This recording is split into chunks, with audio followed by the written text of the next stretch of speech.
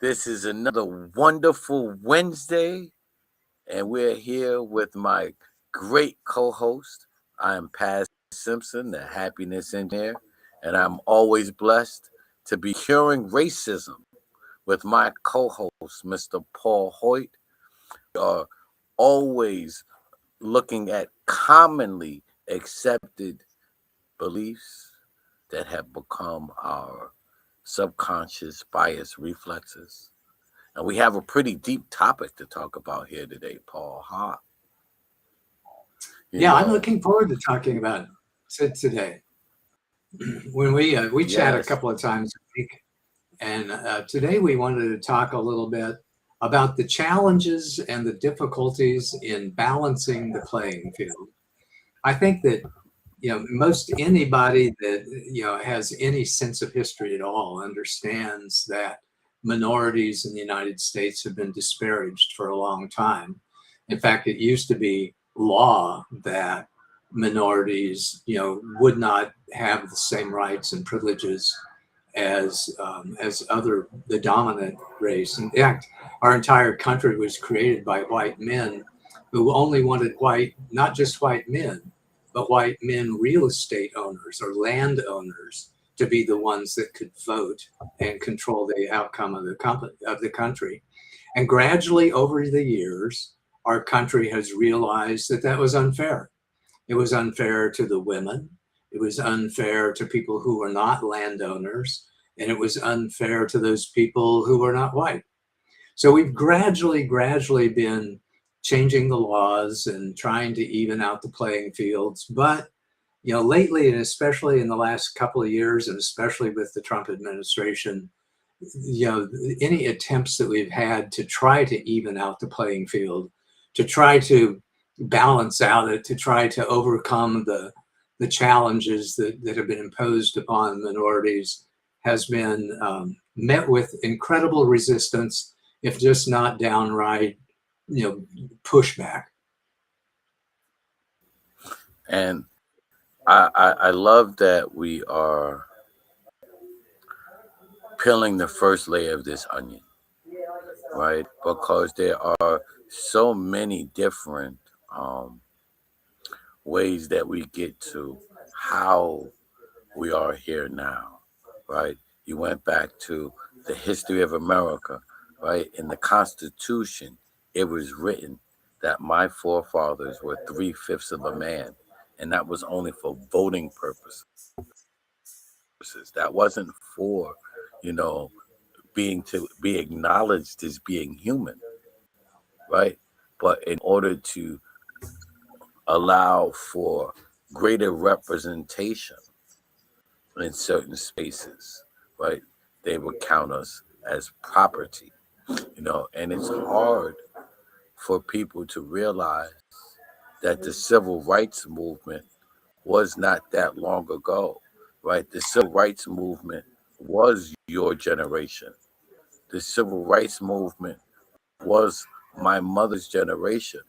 So we have not even outlived the people that lived in segregation, right? We haven't outlived them, So a lot of the biases that people make it seem like it was so long ago, it was still during people's lifetimes. Yeah. A great example, right, is the picture of Jerry Jones, the owner of the Dallas Cowboys, right, in the crowd as the first group of black kids attending in Arkansas, right? As they, he was in that crowd during the integration of, in the picture of a young Jerry Jones, right? This isn't. Um, he was 14 in that picture, Wow. So it's not like these are times that was so long ago. These are times where some of the people's grandparents, some of your great grandparents, depending on, right? Or maybe just your parents. can tell you what it looked like during segregation. Hey, you don't have to go back that far, Paz. I remember it. I remember segregation. You may forget how freaking old I am, but you know, I remember busing, and I remember having a black middle school that joined me at an integrated high school. I remember segregation. It was a very common thing back when I grew up in Kansas. So you don't have to go quite that far, and don't make me feel quite that old. It's only Well, been the civil rights I'll help movement you. was 60 years ago, and I'm older I'll than help that. you. I'll help you make you feel a little younger, right? I was blessed to be one of the two first black students to go to my high school, a black Wow. female and I was the black male, right, to attend my high school.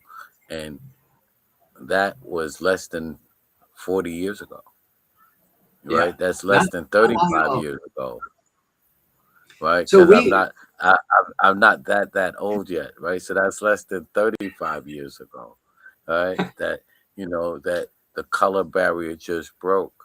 So there are there are inherent biases that and, many benefited from that amen. when And those in the United States, in the United, we made great progress for a while, but now, and pardon me for being political here, but one of the reasons that Trump has been so popular is he gave other people permission to be a victim.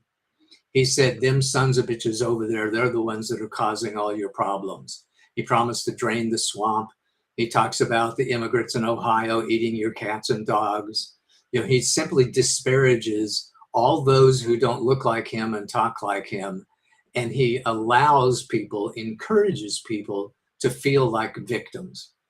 So now when we talk about making amends to those who have been disparaged and prejudiced against in the past and discriminated against, he gives rise to people to say that, wait, if we try to even the playing field, if we try to make things right, then I am a victim. I'm a victim of that. I wasn't allowed to go to my college or have that job because of efforts by that school or that organization to apply the principles of diversity, equity, and inclusion. And he has taught us so much about, or encouraged so much for people to become victims. And we need to overcome that. We are not victims, especially white America is not a victim of racial prejudice and discrimination. And we have a responsibility and an opportunity to make it right. If I may just share one little analogy that I came up with in thinking about today's podcast. Let's suppose that you figured out that your grandfather, whose land that you have inherited, your grandfather built a barn on neighbor's property. Well, and the neighbor comes over and says, "Hey, we need to make this right." There are laws and rules in place that says, yes, you need to make it right. It's not your fault.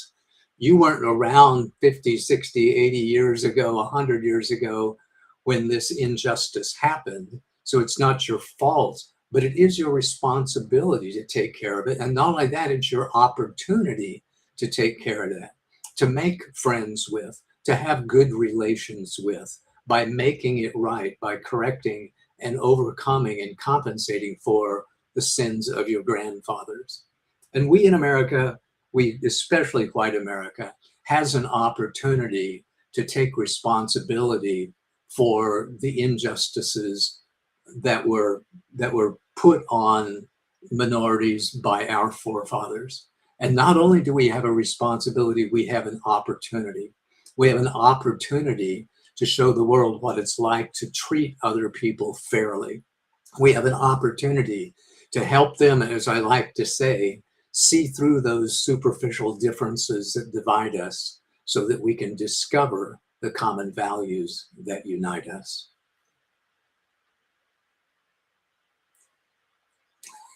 I'm through preaching, Pez. Love it. Thanks. No, no, I truly, truly love that. To be able to see past, I think, and I don't think it's political, to be able to notice that this administration has done a very good job of being able to run with our superficial differences Yeah. in order to create big, big difficulties, right? You know, there are families that are divided that weren't divided based on superficial differences. You know, um, things that when it really comes down to it, doesn't truly matter. You know, but are in a society where we should be thinking in abundance, right? We're always talking about lack. You know, there is, if I take for them, or if I give them an opportunity, I should say, that would take from us. Instead of saying, if I gave them an opportunity, that would give us an opportunity, right? Because opportunity doesn't decrease because somebody else has it. New opportunities arise, right? Yeah. And I think that's where we have to truly focus. Instead of focusing on me losing an opportunity, if we focus on us gaining an opportunity, and then more opportunities can come from there, right? We think too much in um, either or instead of and. Yeah. And we You think know, too much in terms of poverty consciousness versus abundance consciousness, too. yes, We, yeah, in here in the Curing Racism community, talk about the opportunity that we have to make things right and to even the playing fields and to overcome our in-group bias in terms of three things. Number one, the practical advantage is when you give people an equal opportunity, you have an opportunity to harvest the wisdom, the great ideas, the energy, the positive energy of those people that you would have otherwise disparaged. Without giving, kids of all colors a great education, you're going to miss out on some of those geniuses because they just were never given the opportunity to develop. So there's a tremendous practical advantage in evening the playing field so that we can harvest that wisdom and those great talents and skills. The second one, I think, is the moral imperative. If you believe in love, if you believe in kindness, if you believe in fairness, then you have a moral imperative to treat other people with loving kindness and fairness. And that's universal. I mean, it doesn't just stop with treating people who look like you and talk like you fairly and kindly. It goes out to everyone. And the third one is it really is an opportunity for personal growth. Because when you can learn to see through those superficial differences, it helps you in so many ways. When you can learn to focus on the underlying values that we share, family, health, happiness, security, freedom, then you can not only overcome those racial biases and racial boundaries, but political boundaries and spiritual and religious boundaries and any other boundaries that you have artificially set up between you and anyone else in this world. yes. I always tell people, don't let the color of my skin suit fool you. My soul is colorless, right? Ooh, Like this skin suit that we all wear. Don't allow that to divide us when we can all come together on something more beautiful.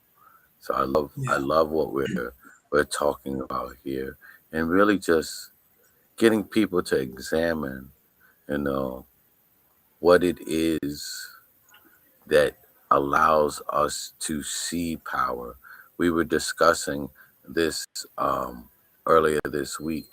You know, the NBA only had one minority owner in Mm. basketball, and that one minority owner had 10% of all of the league's executives. What does that mean? That doesn't mean that people are always inherently biased, but we are going to inherently hire someone that looks like us most times. And if you aren't in the leadership, if you aren't in the ownership, then it excludes you from making certain decisions. So, what caused history had many minority groups out of leadership and ownership positions. As that shifts, and those positions also have to be shared, it has scared those who think in a poverty mindset, because that is that of lack. But those who think in a wealth mindset can only see the opportunities that come from sitting to know people outside of their community, people outside of their everyday conversations, right? Because those people bring what? More people and more resources, right? I I love it. can't learn, you can't learn how to rap without somebody who knows how to rap, right? You can't learn how to play tennis without somebody who knows how to play tennis. So that may mean you have to go outside of your normal community in order to get the skills, right? And the opportunities that you deserve in order to live the life you want. Yeah. So let me just end with some encouragement here.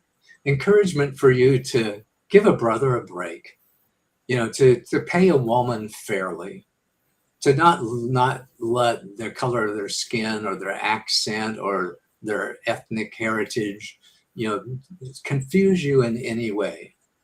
See through that disguise, see through that skin suit, as Paz called it, and treat other people fairly. Because when you treat other people fairly, when you love other people, you'll be a little bit kinder to yourself as well and love yourself a little bit more. So, what we give to others, we enjoy for ourselves. So, be kind, be fair, give a brother a break. I love it. I love it. And if you want to figure out how to encourage your work environment, your community, to be able to give a brother a break, to treat people fairly, to share a little bit more love, please, send them to any one of our past recordings, send them to this recording, you know, send them to our website, caringracism.com. Let them get a copy of the book. We've made it super affordable. We've made the book super affordable so that the message is easy to share, right? It's actually less than a cup of coffee in some cities. Right? If you're in New York, my book is definitely less than a pack of cigarettes. You can feed your brain. But yes, um, we made the book super affordable because it's not about getting rich off the book. It's really about spreading the message that we can cure racism together. One conversation, one heart, at a time. So if these conversations, spark something in you, please don't hesitate to go to curingracism.com and see how you can bring me and Paul and me, Paul or me, however you choose to get this message to your people. You know, we'll be glad to show up in person, online. We want to make sure that we're doing our part, right, to put more love in the world. Love it. Love it. Thanks so much, Paz. Love doing these Wednesday podcasts with you. reach out, connect with us. Give us an opportunity to chat with your organization, your team. Let us come in and do a workshop. Let's make this world a better place together. Yes. And until then, I'll see you next week. And you make sure that you're not just being, right, but you're living